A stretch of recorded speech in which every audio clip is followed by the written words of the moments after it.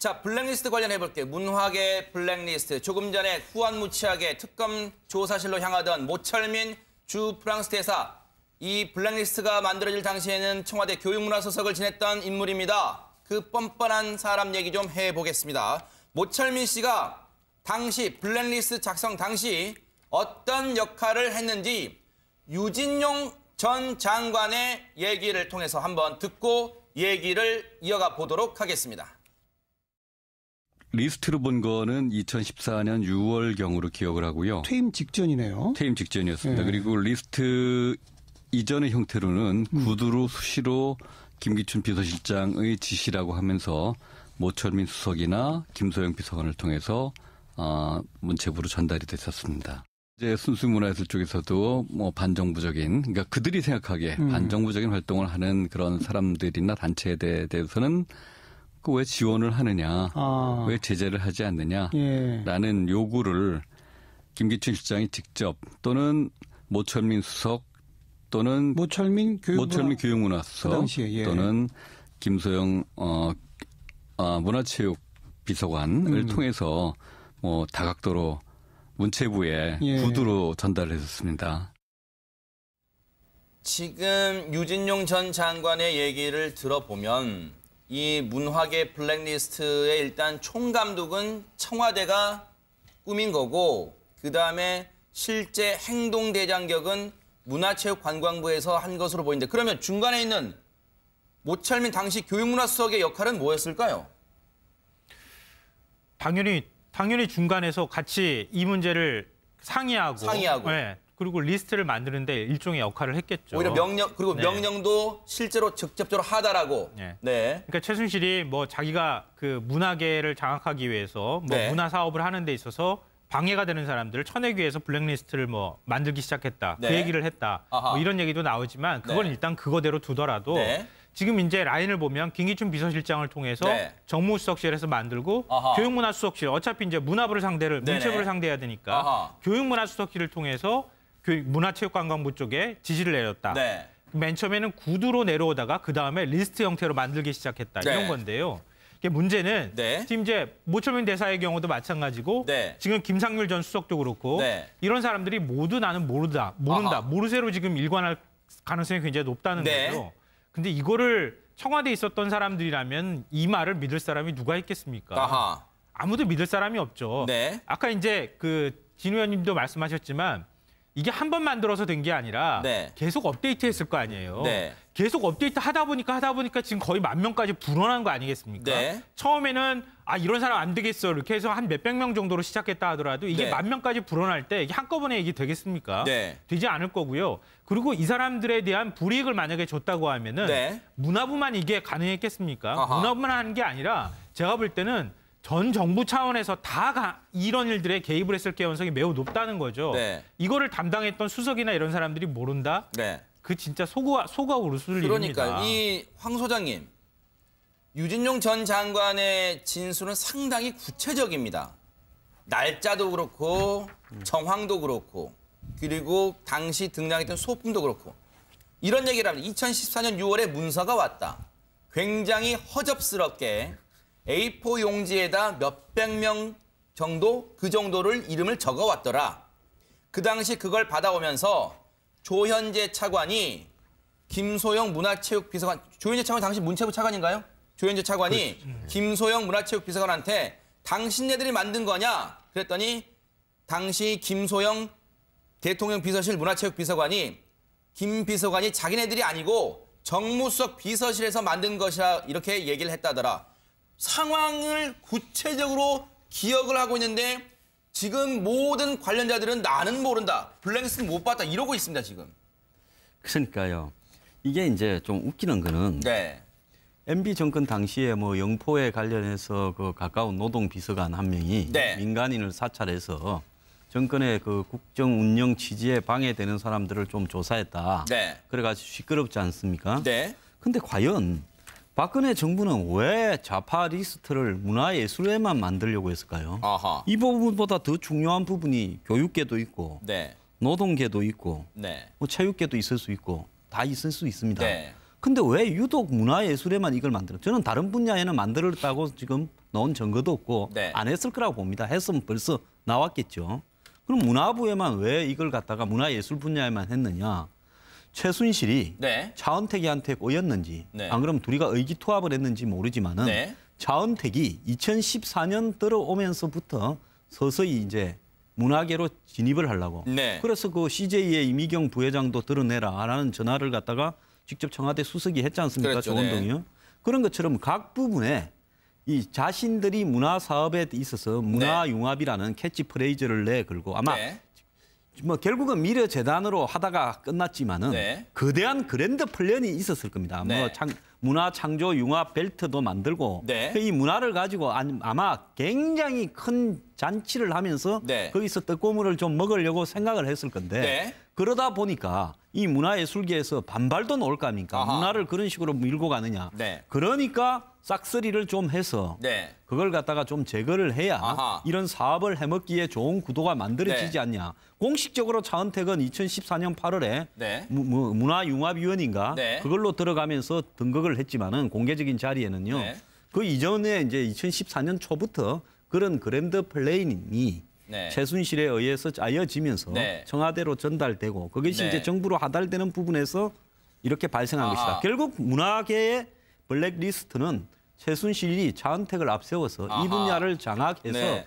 해먹으려고 하기 위한 사전 정지 네. 작업이었다 이래 봅니다. 저는 이게 정말 이해가 안 가는 게 그러니까요. 어느 정권이나 가령 네. 김대중 정부, 노무현 정부 때도 어떤 논란이 있었냐면 자 문화부의 자금을 진보적인 단체만 준다 이런 비판이 많았습니다. 뭐 네. 7대2다, 7대3이다, 8대2다 그럴 수 있습니다. 왜냐하면 이게 양날이 칼인 게 블랙리스트는 블랙리스트지만 반대로 이거 아닌 사람들한테는 지원을 하는 겁니다. 정부가. 네. 그래서 이게 문제가 되는 건데 근데 박근혜 정부는 그 이전 정부보다 더 진보된 정부 아닙니까? 개선된 정부인데 블랙리스트를 만들었다는 자체가 저는 넌센스라고 봅니다. 아하. 이렇게 촌스럽고 정말 허접스러운 이런 작업을 왜 합니까? 네. 저는 그래서 이게 이 바람에 아까 말씀드린 것처럼 자, 그 당시 어떤 당입니까? 김종 차관이 체육 대통령, 차은택이 문화 대통령 해가지고 막 돈을 빼먹을 때 아닙니까? 네. 그러면 이 돈을 블랙리스트에 없는 사람들을 주려고 한 거 아닙니까? 아하. 그래서 최순실이 혹시라도 자기 사업에 방해되는 사람들을 뺀 거 아니냐는데 네. 실제로 제가 볼 때는 거기 플러스 네. 마음에 안 드는 사람들을 블랙리스트에 넣는 겁니다. 예를 네. 들어서 무슨 뭐 변호에 나온 송강호 씨라든지 네. 심지어 이런 경우도 있습니다. 진보냐 보수냐가 아니라 네. 김영임 씨라고 있습니다. 네. 그 코미디언 이상희 씨의 분인데 아, 예, 예. 유명한 분이죠. 국악하시는 국악하시는 분이네. 분인데 이분의 노래 중에서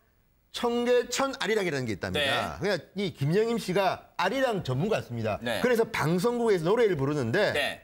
청계천이라는 말을 빼고 서울 아리랑으로 바꾸고 아하. 가사도 바꿨다고 합니다. 아하. 이거는 본인이 직접 이야기해가지고 뭐 어제 JTBC도 보도했는데 네. 자 이런 걸 보면 블랙리스트는 명분이고 네. 본인들이 영화 보다가 기분 나쁘면 저 사람 빼. 아하. 그러니까 문체부 직원들도 저는 이런 생각이 듭니다. 처음에 부드러우면 명단했을 때 화를 낸 게 업데이트를 했다는 게 네. 기준도 없고 아무런 이유도 없습니다. 네. 그러니까 그 뒤에 아마 문체부에서 뭐 기준을 가지고 업데이트하고 여기까지 온 것 같은데 네. 그렇다면 이것을 당시 정무수석이었던 조윤선 장관이나 네. 교문수석이었던 모철민 씨가 몰랐을 리가 없고 아하. 몰랐다면 이 사람은 일 안 한 겁니다. 깨놓고 그러니까요. 하면 네. 교육문화수석이 어떤 자리냐면요. 장관을 정말 감독하고 감시하고 어쨌든 지시를 내리는 자리인데 네. 이거를 몰랐다. 아하. 아무도 안 믿고요. 또 하나는 플러스 네. 블랙리스트지만 아까 말씀드린 차은택이나 김종 차관이 전행을 할 때 네. 그것을 뒤에서 보고 있던 사람이 바로 이 사람입니다. 아하. 청와대 수석이 많은 자입니까? 이걸 방관했다면 이것도 제가 볼 네. 때는 직무유기고 직권남용이고 뭐 이런 업무 방해 등으로 엮을 수 있는 소재가 있다고 봅니다. 네. 블랙리스트 관련해서 하나만 읽어드리고 네, 네. 그 김성환 평론가 하시고 싶었던 네. 말씀과 엮어서 좀 해주세요. 어제 MBN이 단독 보도했던 내용인데요. 블랙리스트를 그럼 왜 만들었을까 여러 가지 궁금증이 있습니다. 그런데 MBN이 취재한 바에 의하면 최순실이 자기 사업에 방해되는 사람들을 제거하기 위한 이른바 또 좌파를 척결하기 위한 그런 이유가 아니었을까 이렇게 검찰은 보고 있는데 일단은 두 재단의 설립 목적은 겉으로는 저렇게 나와 있습니다. 재단법인 미르는 문화라는 매개를 이용해서 그다음에 재단법인 K스포츠는 스포츠라는 매개를 통해서 창조 문화와 창조 경제 박근혜 대통령의 캐치프레이즈죠. 창조 문화와 창조 경제에 기여하겠다. 이런 건데 저거는 허울뿐이고요. 검찰은 이렇게 보고 있습니다. 두 재단의 설립 목적이 전혀 다른 데 있다. 지난해 4월 안종범이 이승철 전경련 부회장을 만납니다. 그런데 이 자리에서 이 부회장이 재단 설립 목적이 뭡니까? 그랬더니 안종범 전 수석이 문화계에 좌파 인사가 많다. 특히 체육 쪽에 문제가 있다. 이렇게 답을 했다며 또 그러면서 좌파 성향의 단체들이 너무 많아서 정부의 의도대로 정책 추진하기 어렵다. 그래서 안 전 수석이 박 대통령의 의중을 담아서 이 부회장에게 전한 것은 아닌가 이런 의심이 드는 대목이 있다. 이렇게 보도를 했습니다. 말씀하시죠. 뭐 방금 전에 말씀하셨지만 블랙리스트를 박근혜 정부는 굉장히 무차별적으로 만들었다. 이게 네. 굉장히 심각한 문제라고 보는데요. 네. 전 지금 이제 말씀하실 때도 그 웃음이 났는데 체육 쪽에 문학계 좌파 인사가 많고 특히 체육 쪽에 문제가 있다. 좌파면은 더 운동 잘하고 뭐 우파면 운동 못합니까? 그 진짜 말도 안 되는 논리인 것 같고요. 앞서도 지금도 이제 그래픽으로 나오지만 4년 동안 박근혜 정부 4년 동안에 창조 경제가 뭔지 경제학자들이 매달려가지고 해석을 했는데도 아직도 이해가 잘 안 돼요. 근데 창조 문화는 또 뭡니까? 이해할 수도 없고요. 네. 제가 이 말씀을 왜 드리냐면은 네. 박근혜 대통령이 취임하고 난 다음에 또 취임하기 전에도 그랬지만 네. 제일 앞서서 내세웠던 캐치프레이즈가 뭡니까? 국민 네. 대통합입니다. 네. 국민 대통합위원회까지 만들었어요. 네. 100% 대한민국 만든다 그랬습니다. 네. 근데 박 대통령이 지금 결과적으로 해놓은 게 뭡니까? 아하. 100% 대한민국이 아니라 좌파 다 척결하고 난 다음에 우리나라 국민들 그러면은 야권 성향의 국민들은 그럼 국민도 아닌 모양인지 모르겠는데 네. 다 척결하고 난 다음에 그러면 몇 % 대한민국을 만들려고 했는지 네. 진짜 되묻고 싶습니다. 네. 황 소장님, 네 말씀하시죠. 그 제일 웃기는 거는 말입니다. 그래서 블랙리스트를 만들었으면 진짜 좌파를 척결을 하고 뭘 실행에 옮겨야 되는데 블랙리스트만 만들어놨지 뭘 한 게 있습니까? 근데 가장 웃기는 거는요. 네. 그중에서 이런 어떤 블랙리스트를 실행하기 위한 최고 사령탑이 네. 청와대 교문수석 아니겠습니까? 교문수석에 차은택이 외삼촌을 데려다 놨는데 네. 그 외삼촌이 숙대 교수로서 네. 가장 좌파적이라고 소문이 났던 사람을 데려다 놨습니다. 김상률 전 수석 말씀하시는 예, 거죠? 그러면 이게 도대체 뭡니까? 네. 탑에는 좌파이던 사람, 유명한 사람을 데려다 놓고 네. 그걸 놓고는 블랙리스트를 만들어가지고 척결한다고요? 뭐 좌파가 좌파를 잘 아니까 잘 아는 사람 손에 의해서 처리하려고 했던 겁니까? 네. 그리고 여기 또 뜬금없이 제가 앞에 체육은 왜 안 왔냐? 체육계도 좌파가 많다 이런 거요. 네. 이건 뭔 소리겠습니까? 체육하고 문화에서 돈 벌어 먹으려니까. 그러면 뭐 이런 재단을 왜 만드냐? 또 기득권에서 좀 손해 보는 사람이나 이런 사람들이 또 소문이 흘러나가서 떠들고 이렇게 할 거니까. 네. 그거 하기 전에 싹 한번 청소를 해서 네. 이제는 우리 사업하는데 네. 재단 만들어서 입 딱 다물고 있으라 이거지. 네. 제가 볼 때 이념하고도 아무런 관계가 없어요. 그건 김상률이 입증하는 겁니다. 네. 아하. 그러니까요. 네. 간단히 이야기하면 요거 하나만 읽어드릴게요, 예, 진 예. 의원님. 이런 게 있습니다. 문화계를 청와대가 나서서 압박한 내용이 고 김영한 전 민정수석의 이른바 업무일지 비망록이라고도 하잖아요. 거기에도 적혀 있습니다. 제가 읽어드릴게요. 사이비 예술가가 발붙이지 못하도록 해야 한다. 문화예술가의 좌파 책동에 투쟁적으로 대응하라. 아마 김기춘 당시 실장이 했던 말을 아마 지금 김영한 당시 민정수석이 받아 적었던 것 같아요. 지금 이 내용 보면요. 네. 제가 말씀드리는 게 바로 그겁니다. 네네. 자, 예술이라는 영역은요. 누가 누구를 평가한다는 게 대단히 힘듭니다. 네. 그래서 문단이라는 게 있고 화단이라는 게 있고 평론가라는 직업이 있는 겁니다. 네네. 그런데 청와대에서 근무하는 공무원들이 무슨 자격으로 무슨 능력으로 저 사람은 불량한 예술인이고 이 사람은 훌륭한 예술인인 걸 지정합니까? 네. 그리고 이 사람은 지원을 대라. 그리고 또 하나 제가 걱정되는 거는요. 네. 문체부지만 혹시라도 이런 영향이 민간 영역을 침범해서 예를 네. 들어서 어떤 방송사에 저 사람은 블랙리스트에 오른 연기자니까 네. 가능하면 캐스팅하지 마라.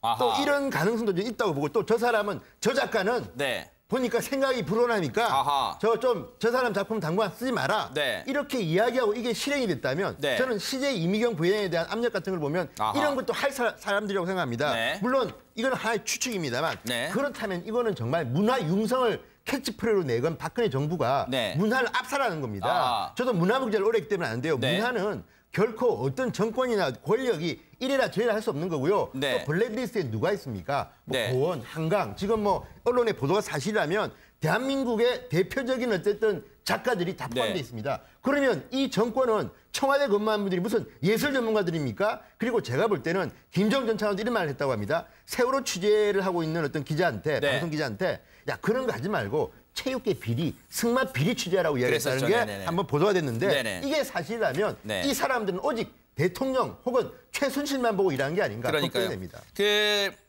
CJ 이미경 부회장 뭐 일선에서 물러나라 하는 것은 MBN이 단독 보도했던 조원동 당시 경제수석이 직접 전화를 걸어가지고 그 물러나게 했잖아요. 손경식 당시 회장한테 물러나게 했잖아요. 근데 그 CJ가 만들었던 영화가 있습니다. 여러분 잘 아실 거예요. 송강호 씨가 주연을 했던 영화 변호인이 있습니다. 노무현 전 대통령이 당시 변호사 시절일 때 그 활약상을 그렸던 영화인데 이 변호인이란 영화가 이 정권한테는 좀 밉보였던 모양이죠.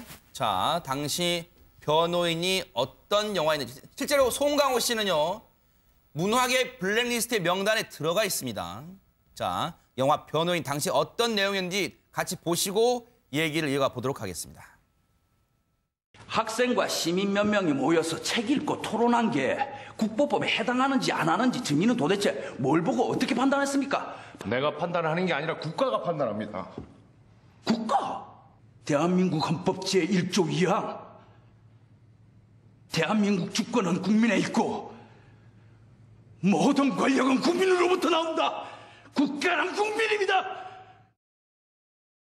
그런데요. 저 영화 변호인에 대해서 유진용 전 장관의 입을 빌려보면요. 김기춘 전 실장은 아주 혀를 쯧쯧 차면서 형편없는 영화라고 했다고 합니다. 유 전 장관의 얘기를 듣고 얘기를 마저 이어가 보겠습니다.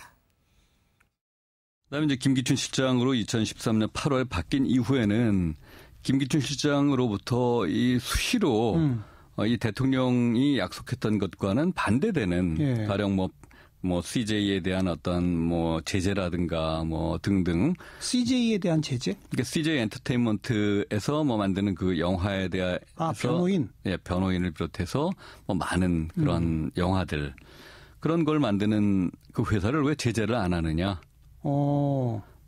그걸 문체부가 어떻게 제재를 해요, 기업을? 저희가 이제 그 투자 펀드나 뭐 이런 경우에 이제 그 투자 펀드를 갖다가 왜 그런 영화에다 왜 투자를 해주느냐. 아, 문체부가 운영하는 투자 펀드도 변호인에 투자했습니까? 예, 그랬었습니다. 그래서 마지막 그 타이틀롤에 그 문화체육관광부가 계속 붙어서 올라가는 바람에 저희가 굉장히 곤혹을 치른 적이 있었죠. 아, 예. 김기춘 시장한테 뭐 수시로 이 쯧쯧 혀를 차고 이렇게 굉장히 걱정하는 표정을. 그러니까. 김성환 평론가님, 그러면 고 김영한 전 민정수석의 업무일지, 즉 비망록의 내용과 결부시켜보면 김기춘 실장이 이랬다는 거 아니에요? 아니 좌파의 활약상을 그린 영화에다 왜 우리 정부 돈을 대주고 있어? 쯧쯧쯧. 지금 이 말입니까? 네. 유신 시대에 그냥 비서실장을 하면 딱 맞는 분이 네. 이 개명천지의 21세기에 박근혜 정부의 비서실장을 한 것 자체부터 저는 잘못됐다고 송강호 씨로 생각하는데요. 고쳐주세요. 자막 송강호 씨로 고쳐주세요. 송강호 씨로. 네. 모든 권력은 국민으로부터 나온다가 아니라 모든 권력은 대통령으로부터 나온다 이렇게 생각을 했던 것 같습니다. 지금 이런 문학의 블랙리스트와 관련되어 있는 이런 문제들이 예를 들면 앞서 무차별적으로 만들었다고 네. 말씀 나눴는데요. 예를 들면 물론 정교하게 만들었다고 해도 굉장히 심각한 문제지만 네. 이른바 사람들이 이런 누군가를 향해서 그냥 기분 나쁘면은 빼. 네. 아니 그거 저 사람 내가 싫어하는 사람 지지했던 사람들이니까 다 집어넣어. 네. 이런 식의 사고방식을 갖고 있었다는 것 자체가 네. 권력의 후진성을 얘기하고요. 네. 대한민국의 시스템이 제대로 작동하지 못했다는 걸 의미하는 네. 것 같습니다.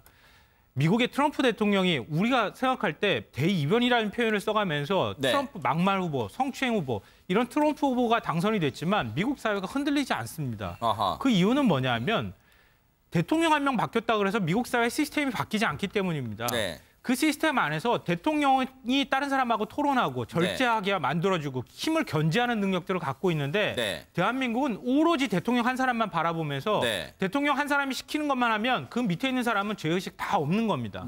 공무원들도 똑같습니다. 이런 방식으로 대한민국 시스템이 만들어져 왔다는 것 자체가 굉장히 심각한 문제가 있고요. 그래서 이번에 더더욱 그냥 박근혜 대통령 뭐 탄핵 문제 이런 문제로만 끝나서는 안 되는 것이고 우리 사회의 시스템 전반에 무엇이 문제가 있는지 견제와 견제의 기능은 제대로 작동하는지 균형은 이루어지고 있는지도 한번 점검해봐야 될 필요가 있다고 손 변호사님. SBS가 어제 단독 보도한 내용이 그겁니다. 지금 여기에 그렇다면 9,400여 명 정도, 10,000명 가까운 이런 사람들 명단 작성 근거를 봤어요. 그랬더니 이겁니다. 문서가 작성된 시점에는 해당 단체나 인물이 9,474건인데 배우 송강호, 김혜수, 영화감독 박찬욱, 시인 고은 씨 등 세월호 시극선언에 참여한 문학과 예술계 인사 1,348명 그리고 대선 후보 문재인과 서울시장 후보 박원순 지지한 8,125명을 합친 숫자래요. 그러니까 자기 입맛에, 이 정권 입맛에 안 맞는 사람들 다 총망라 있어요, 지금. 굉장히 심각한 문제고요. 특히나 법적으로 보더라도 이게 그 헌법 규정을 좀 봐야 될 것 같아요. 21조에 그 언론 출판의 자유가 있습니다. 22조에 모든 국민은 학문과 예술의 자유를 가진다고 되어 있습니다. 이런 그 헌법상의 기본권을 직접적으로 정부에서 또 일부 그 인사가 침해했다고 한다면 이 부분은 굉장히 큰 문제가 되겠고요. 또한 또 구체적으로 또 민사적인 부분을 보더라도 실질적으로 여기에 이름이 올랐다는 것만으로도 일단 불법 행위가 되고요. 문제로 대상이 되고 또한 정말로 이 블랙리스트에 오른 그런 그 예술계 인사들이 실제로 뭐 캐스팅에서 제외되거나 아니면 지원을 받지 못하거나 등등의 금전적인 불이익을 받았다면 여기에 대해서 손해배상 책임이 발생할 수 있는 것이기 때문에 블랙리스트의 존재 자체 밝혀되고요. 또한 또 누가 지시해서 누가 실질적으로 만들었는지 또 이 블랙리스트가 어떻게 활용되었는지 그로 인해 불이익을 본 사람이 누구인지 불이익을 입은 그런 정도가 어떠한지 또는 지금도 현재 그런 불이익이 계속되고 있는지 등등까지 다 밝혀야 되는 굉장히 위중한 상황입니다. 여기서 그러면 이제 당연히 시청자 여러분과 국민 여러분의 시선이 조윤선 장관에게 당시 정무수석이었으니까요. 조윤선 장관에게 쏠릴 수밖에 없습니다. 어제 국회에 나왔는데 조윤선 장관의 얘기를 듣고 이어가 보도록 하겠습니다. 리스트가 있습니까? 없습니까? 그 부분은 짧게 답변하세요. 이제는 특검이 가려주실 그런 계기가 됐다고 생각합니다. 장관님, 국정감사 때 없다라고 시종일관하지 않았습니까? 없다고 보고 받았다고 말씀을 드렸습니다. 그런데 없다라고 그 이후에 그랬죠. 자, 그러면 제가 들고 있는 이거는 제가 언론사에서 받은 건데요. 이거는 함부로 누군가가 만들 수가 없어요. 이거는 우리 문체부에서 만들지 않고서는 도저히 설명이 안 되는 문건입니다. 자, 이래도 있습니까? 없습니까? 의원님, 지금 의원님이 보여주신 그 문서는 제가 본 적도 없고 아는 바가 없는 문서입니다. 이거는 함부로 누군가가 만들 수가 없어요. 이거는 우리 문체부에서 만들지 않고서는 도저히 설명이 안 되는 문건입니다. 9,400여 명에 달하는 블랙리스트 명단을 최순실의 지시에서 제대로 업무를 수행했기 때문에 시차를 두고 장관과 차관에 임명했다. 그동안 말로만 떠들고 소위 말하는 문학의 인사에 대한 블랙리스트 성향 분석표가 이제 실물로 이제 결국은 나돌고 있습니다.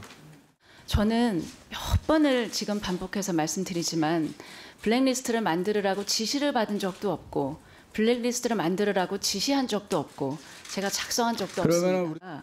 언론에서 일부 보여진 적도 있고 또 언급된 것도 있고 전원이 된 것도 있고 지금 리스트라는 것이 이렇게 특정될 수 있는 그런 것이 아닙니다. 혹시 저는 그래서 블랙리스트의 뜻을 모르시는가?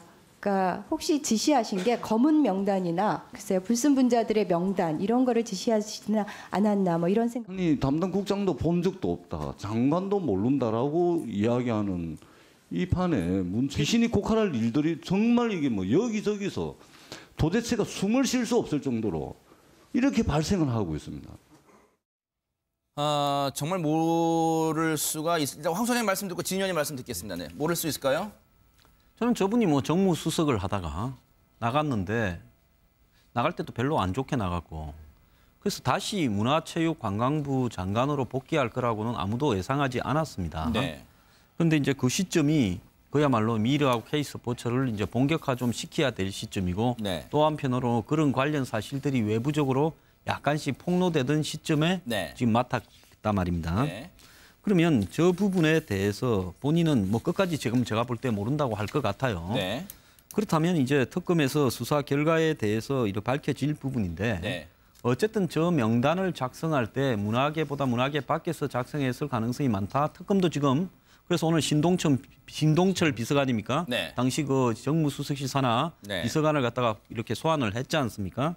특검 조사 결과가 밝혀질 건데요. 네. 이 부분에서 저는 이 블랙리스트에 올랐다라는 이 주장하시는 분들이 네. 하나 좀 또 규명을 해야 될 부분은요. 네. 우리 사회에서 정말로 문제가요. 정권이 바뀔 때마다 흔히 이 좌파 정권이 들었었다면 그런 쪽에 있는 사람들이 네. 특혜를 받고 또 우파 정권이 들었으면 또 그렇게 특혜를 받는 네. 이런 악순환들이 반복되는 예가 있어요. 네. 그래서 문화에 대해서 도대체 불이익을 받은 내용이 뭐냐? 네. 캐스팅이냐, 정부 지원이냐, 네. 정부 지원의 내역이 뭐냐? 네. 이런 걸 국민 앞에 좀 공개할 필요가 아하. 있다고 봅니다. 네. 그래서 공개를 해서요. 네. 국민들이 과연 이렇게 네. 문화를 지원하는 것이 옳은가에 대해서도 네. 좀 봐야 되고요. 네. 문화도 특정한 부분 외에는 시장 원리에 맡겨야 네. 되는 게 맞지 않냐. 네. 그래서 이런 예산들 자체가 없어져야 네. 뭐 지원 대상에서 배제했니, 지원해주니 정권을 바뀌어도 네. 바람을 타지 않을 거 아니냐. 네. 사실 우리 모두가요. 알겠습니다. 문화계가 네. 지나치게 좌우 정권에 네. 유착되어 있었다는 거는 반성을 해야 될 부분이라고 진 의원님께 요거 하나 읽어드릴게요. 그 혹시 영화 남영동 1985 보신 분 있으실지 모르겠습니다. 그 정진영 씨가 주연을 했었고 고 김근태 의원의 고문 남영동 고문 그 사건을 영화 만든 건데 그 정상진 @9필름 대표 이 영화를 배급사입니다. 남영동 1985라는 영화를 배급하는 사람이라고 하자마자 조윤선 장관한테 인사를 합니다. 조윤선 장관이 악수하던 손을 뿌리치면서 왜 다른 편이 여기 와서 이래요? 라고 얘기를 했답니다. 이게 진짜일까요? 이게 뭐 일부러 장난으로 그런 건지 아니면 진심으로 한 건지 모르지만 문화부 장관이 지금 됐고 또 과거에도 국회의원 시절부터 조윤선 전 의원은 네. 나름대로 문화를 사랑했던 분입니다. 그런데 이게 사실이라면 정말 부적절한 행동이고 네. 또 하나는 아까 우리가 봤지만 싱크를 들었지만 조윤선 장관의 이제 답변들을 보면요. 네. 이분도 법률 미꾸라지입니다. 네. 자, 있습니까 없습니까 물어보니까 특검이 밝힐 거다. 네. 그다음에 자 국감 때는 없다고 하지 않았냐 그러니까 없다고 보고받았다고 말씀을 드렸습니다. 네. 보고받았다는 겁니다. 네. 그런데 문제는 지금 같이 일했다는 그 비서관들 있지 않습니까? 네. 신동철 네. 이분도 나름대로 박근혜 정부의 실세고 박근혜 대통령의 최측근입니다. 네. 그리고 정관주라고 또 비서관이 있습니다. 네. 이분은 그 뒤에 문체부 차관으로 영전이 됩니다. 그 정도로 실세고 네. 또 하나는 조윤선 장관하고는 제가 알기로는 대학 선후 관계입니다. 네. 그런데 이런 비서관들이 일을 했는데 아하. 수석한테는 말도 안 하고 이랬다면요. 알겠습니다. 이거야말로 넌센스죠. 혹시 손숙 씨 인터뷰는 분량이 얼마나 됩니까? 나갈 수 있어요? 오케이, 한번 들어보겠습니다. 손숙 씨가 문학의 예술인들의 자괴감이 든다 이 얘기를 한 게 있는데 한번 듣고 이어가 보도록 하겠습니다. 네. 그 명단에 이름 올라있는 유명 문화인들이요. 아주 대중적인 스타들 이름도 많이 보여요. 뭐 송강호, 김혜수, 박해일, 김태우, 이건 배우고 영화배우 박찬욱, 김지훈. 문화예술계에서는 거기 안 올라가면 창피하다 이런 얘기까지 있어요. 9천 몇백 명이 올라가는데 거기 이름 없으면 우린 뭐 한 거냐. 안 올라간 게 창피하단 말이 돌 정도. 창피하다 막 그런 사람들도 봤어요. 세상에. 그럼요, 선생님. 정말 그렇잖아요. 그렇게 많이 올라가는데. 거기 이름이 안 올라가면. 여기 지금 언론계 이름도 쭉 보이는데 여기 안 올라가도 지금 창피할 판이에요, 언론계에서. 왜 그런 짓을 했을까요? 이제서야 우리가 이렇게 뭐 웃으면서 공개적으로 말할 수 있지만 그러니까. 사실은 지난 4년 동안 말 못할 일들이 문화계에서 많았죠. 많았어요. 많았어요. 예. 저기는 안 나왔습니다만은 손숙 씨가 그런 말도 했답니다. 김기춘 당신 참 바보 같은 사람이야 이런 말도 했답니다. 네. 네, 사실 손숙 씨가 이 당시에 이 문제가 불거졌을 당시에 라디오 방송을 진행하던 중이었어요. 그리고 또 아하. 그거와 별개로도 여권, 야권 두루 다 발이 넓은 분이기 때문에 네. 특별히 야권 쪽과 뭐 친하지도 않았거든요. 네. 그렇기 때문에 중립을 지키기 위해서 지원 요청을 다 거부했는데 이런 일이 발생해가지고 굉장히 지금도 안타깝고 억울하다라는 입장을 네. 표명한 바 있습니다. 아하. 손숙 씨 아까 뭐 반어법 같은 걸 한 것 같아요. 거기 명단에 안 들어가는 문화예술대 자괴감 느끼는데 왜 나는 거기 안 올라갔을까 한다는데. 네. 그게 말입니다. 네. 문화는 기본적으로요. 앞서도 얘기 나왔지만 표현의 자유가 가장 중요한 가치입니다. 네. 뭔가 표현을 할 때 자기 검열을 한다거나 이러면은 그 표현이 제대로 되겠습니까? 근데 그 표현을 한 부분에 대해서 당신은 저쪽 편이야. 이런 식으로 해버린다 그러면은 우리나라 대한민국도 다 저쪽 편과 이쪽 편으로 갈리겠죠. 이런 방식으로 권력을 운영하는 것 자체가 말이 안 된다고 보고요. 그러니까 만약에 과거에 진보 정권에서도 그랬다면 그것도 좀 심각한 문제고 앞으로 이제 만약에 새 정권이 들어선다면 네. 이런 것부터 좀 바뀌어졌으면 좋겠습니다. 네. 지금 특검이 최태민에 대해서도 칼을 끝을 겨누고 있다는 게 지금 드러나고 있습니다. 최태민의 아들 재석 씨를 참고인으로 조사했다 얘기했는데 짧게요. 진 의원님 한 20초 드릴게요. 저거는요. 최태민 일가의 재산을 지금 추적을 시작했다는 겁니다. 그러니까 TF팀을 만들었다고 하는데 어쨌든 최순실 일가의 재산을 빨리 파악해가지고 법이 허용하는 한도 내에서 환수할 수 있도록 노력해야 될 것 같습니다. 참 이 정부 참 앞뒤가 안 맞습니다. 문화 융성을 얘기하는 정부에서 문학의 블랙리스트를 만들었다니요. 참 어처구니가 없습니다. 자, 뉴스특보 여기서 마치고요. 이어지는 뉴스픽5도 많은 시청 부탁드리겠습니다. 함께해 주신 여러분 고맙습니다.